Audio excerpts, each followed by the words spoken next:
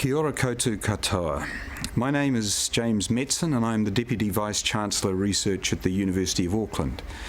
It's my great pleasure to introduce the panellists for this discussion on vaccines and specifically, what does the pathway to a vaccine look like in terms of having an accessible, effective and most of all safe vaccine against COVID-19. New Zealand's response to the pandemic has been rated amongst the best in the world. That's heartening, but we now appreciate that this is a long game and that an effective vaccine is key to a return to the new normal for New Zealand and for the world. The worldwide race to develop a vaccine has seen more than 300 vaccine candidates in development and nearly 50 reaching human trials. The hope, and I would emphasise hope, is that we might see a vaccine towards the middle of 2021.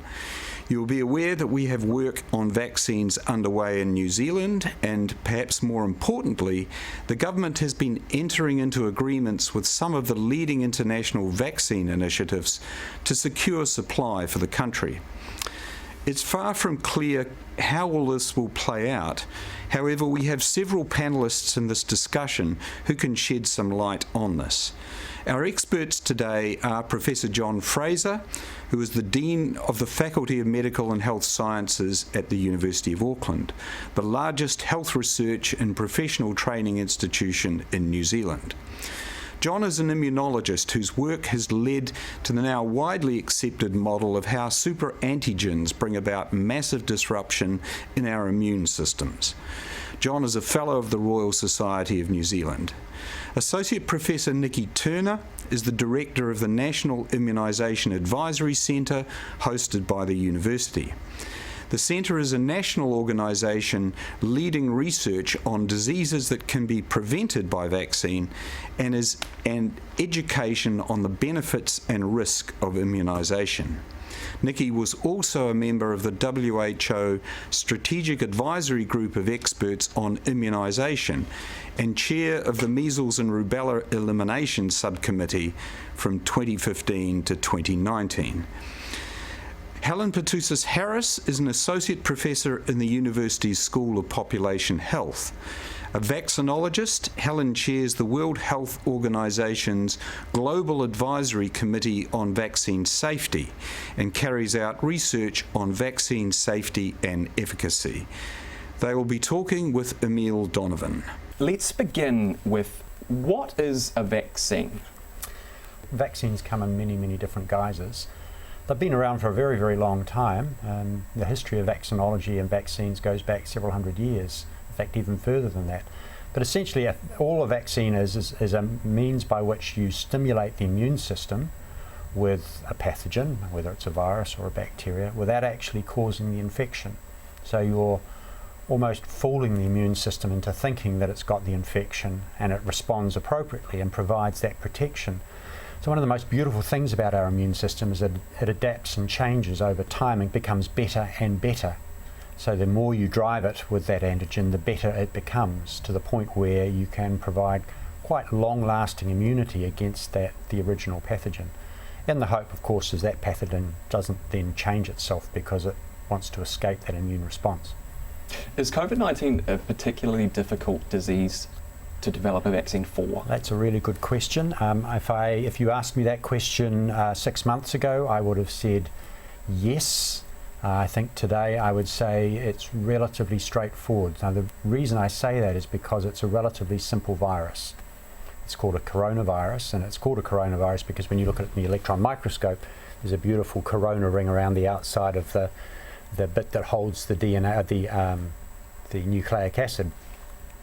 And that corona is a single protein called the spike protein, and that's the thing that everybody's focusing on, because that's the protein on the outside of the virus that the virus uses to stick to the cells that it infects. And those cells are typically the cells that line the respiratory tract, the nose, the throat, and in particular the lungs. And there's a receptor on those cells in the lungs that the virus binds to. The thing is that the virus binds very tightly. It's like Velcro. If you can imagine Velcro binding and sticking really tightly, that's just what the virus does. And it uses that spike protein on the outside to stick.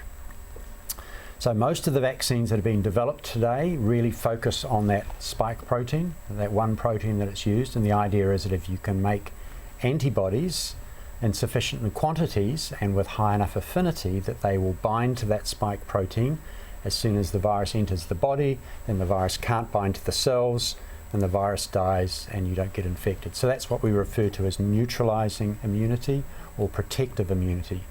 And that's the thing that all vaccines try and do, is to generate that protective immunity, that neutralizing immunity, in the shortest possible time with the least amount of antigen required to stimulate the immune response. So that's one of the key elements in designing vaccines, is trying to make it sufficiently easy to produce so you can produce enough doses of it to vaccinate a large number of people, and that's the scale-up process that's involved in vaccine development. Once a vaccine is developed and produced en masse, how many doses will New Zealand need to achieve what it wants to achieve? I think my two colleagues are probably better placed to answer that. Nikki Turner? I guess that really depends on what you want the outcome to be. So it is very likely that there will only be limited supplies initially. So the outcome in a New Zealand environment, where currently we have no community transmission, would be to try and reduce the spread into New Zealand. So we'd focus on the border protection first, then we'd be focusing on frontline healthcare professionals, and then you'd start stepwise, depending on supplies, vaccinating those who are at highest risk first. And we know from this virus it's very similar to the flu virus, that you'd focus on the elderly, those who've got compromised immune systems. So you'd stepwise release it through the population. The ultimate aim would be to vaccinate enough of the population to ensure enough immunity, and then the virus couldn't spread. But that's quite a long way off. It depends on vaccine supply, and it depends on how the vaccines ultimately act when they're used in the community. I suppose that's the advantage of being an island nation, is that we can pinpoint the most likely points of entry and try to shore those up. Like That's right. A castle. Yes, the large moat. The urgency that a vaccine be developed is probably unprecedented, I would imagine, in the world of vaccinology. Anyway, we are effectively asking you to build a skyscraper in 3 weeks, blindfolded. But the most important aspect of any vaccine surely is that it be safe. Yep. You talk about serious adverse side effects, the possibility of serious adverse side effects. What are we talking about there? We're talking about things that probably going to result in a hospitalisation. And of course, there's a huge array of these kinds of health conditions that arise normally all the time in the population. The challenge is to determine, is the vaccine increasing the risk for this or not? Are we seeing what we would normally expect to see, or does there seem to be an elevated risk? And that's the sort of investigation that we continue after we start using the vaccine, and we should be able to monitor that in almost real time. Generally, a vaccine will take 10 to 15 years to develop. What is the acceptable level of risk in a normal vaccine, and how can we possibly replicate that when everything is on double fast forward like it is now? The reason it takes so long, and traditionally takes so long, is it's an incredibly expensive process, and I think people probably understand that now, seeing some of the numbers bandied around. And that's often on the company that's developing it. You know, it takes over $1 billion, often over $2 billion to get a vaccine through that process. And when they go through the first phase, they need to sort of sit down and go, well, how does this look? Yes, we'll get the approval of all the boards and things, we'll move to the next phase. And that's looking pretty good. So then really big approvals, because that's lots of money, move to the next phase. That's very time consuming and hugely risky business. So what's happening this time is actually overlapping these phases. So money's not such a problem right now. Overlapping these phases, and also overlapping the process where the regulatory agencies assess everything that's going on, and that's from checking out the facility that's going to make it at scale. It's checking out all the processes of the trials, and it's not doing that at the end, it's doing that all the way along. So when the trials get to a point where they think they actually have enough information to inform a decision, the regulatory agencies will be ready to complete their assessments. Like I always sort of comment, one of the things about clinical trials that people have probably forgotten to mention is the fact that the longer out the clinical trial goes, the more sure you are that the vaccine's going to work. So what you look for in years beyond is what we call reinfections. So you keep monitoring people who've been vaccinated to see how many of them actually get reinfected and when they get reinfected, which tells you how long that vaccine is working for.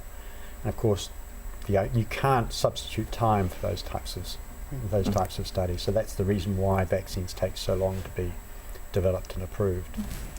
Let's talk about herd immunity. Herd immunity has a bad rep at the moment. Herd immunity's PR team is not happy with Sweden. No. Herd immunity is good. Well, that's what I was coming to. I think It's had a bad rap. there's a bit of a public misnomer around a lot of this. They're getting very confused. Do you want to speak to it, John? Oh, Well, herd immunity just reflects the fact that you have a large proportion of your population who have developed immunity. How they've developed that immunity is the question here. But getting to herd immunity is what we all want, because we want to see this virus be relegated to the thing that pops up once in a while and causes relatively low degree of concern. So getting to herd immunity is what we all want.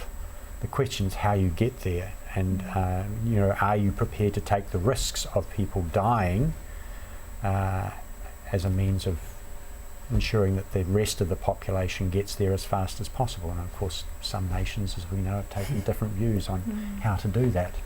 Our nation has taken an approach where we want to keep ourselves completely free.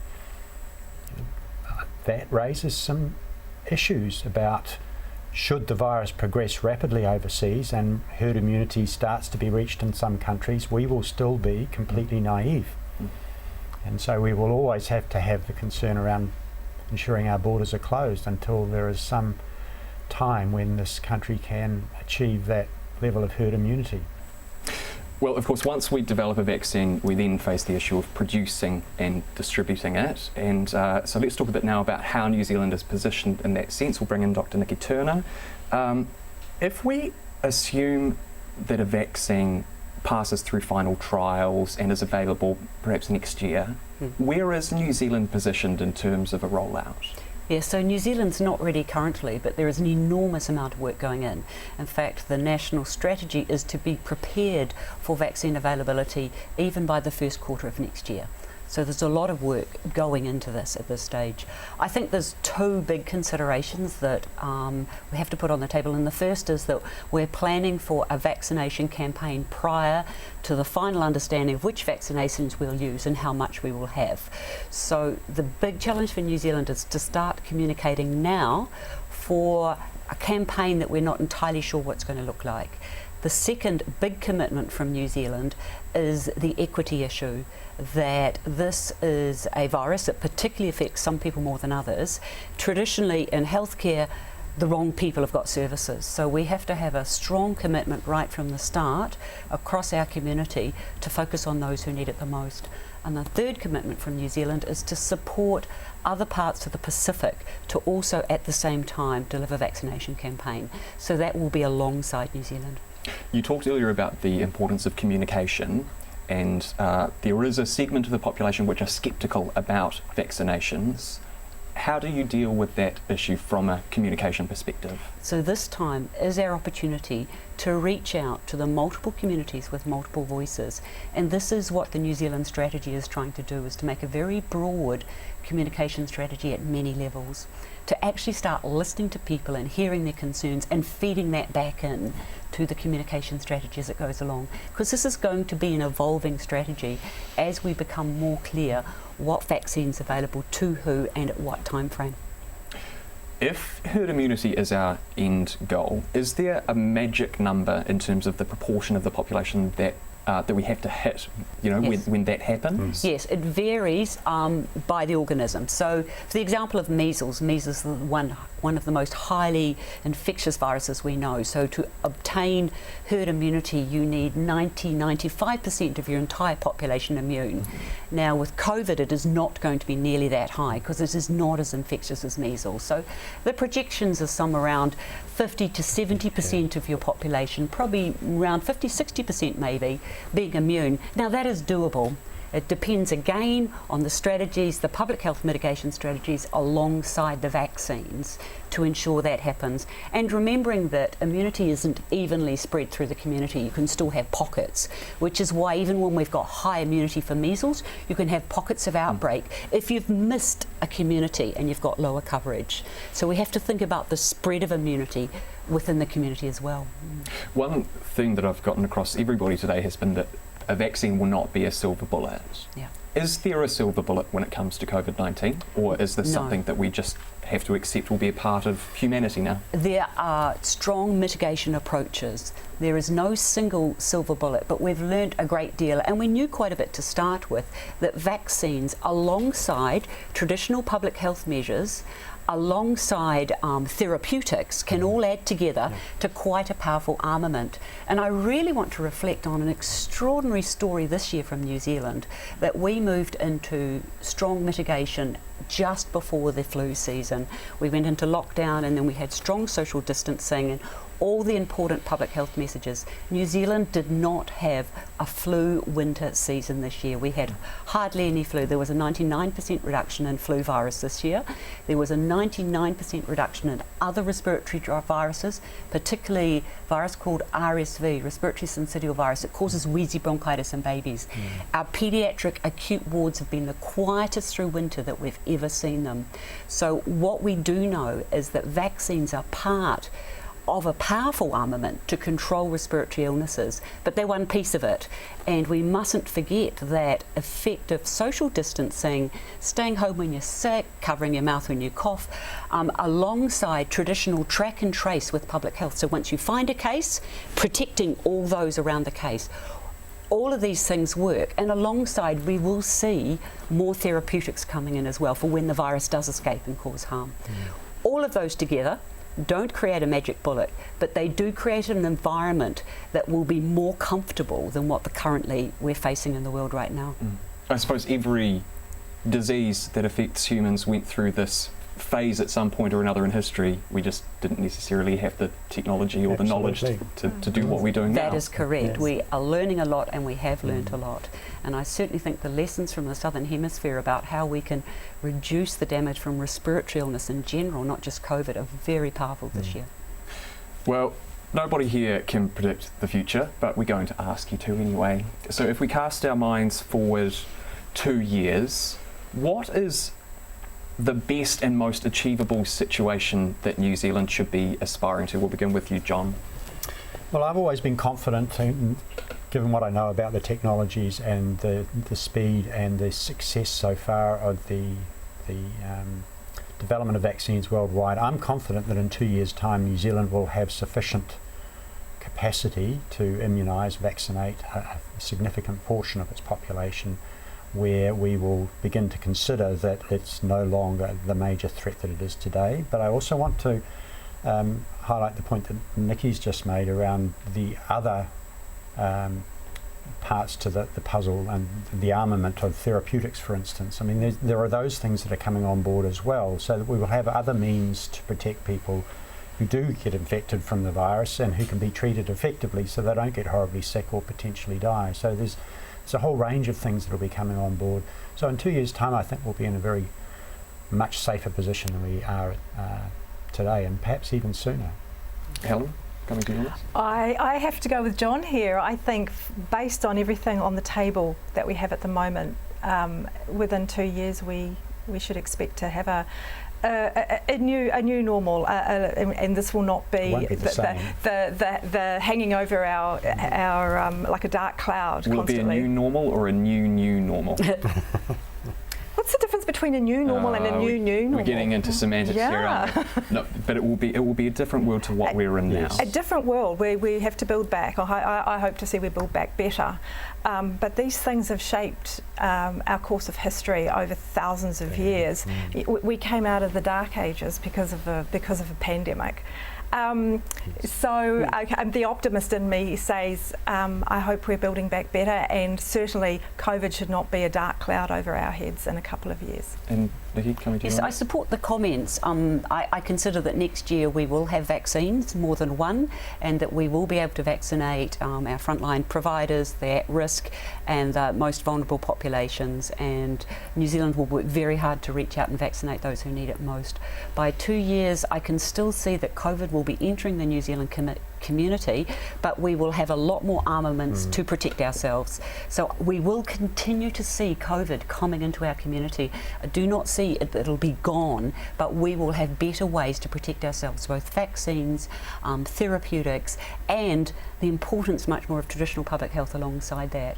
I can see in the long term that COVID is likely to join our standard respiratory virus repertoire, possibly turning into a seasonal disease in the same way that flu is, and we will move in the long run towards similar mitigation approaches as to what we have for flu now.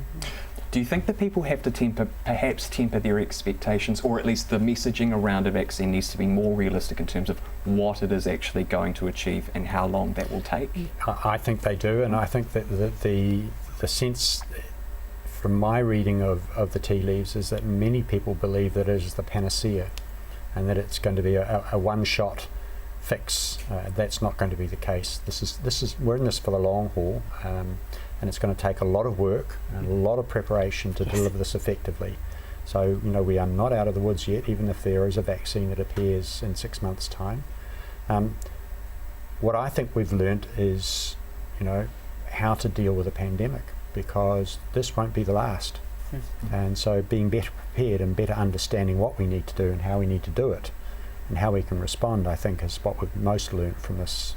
And I think that's been a global sense around the world, is that we've learnt a lot from just dealing with a pandemic, because we all knew it was going to happen eventually. Well, I would just like to thank our panellists and Emile for what has been a very stimulating and informative discussion on a subject which is very prominent in our minds at the moment. So thank you all.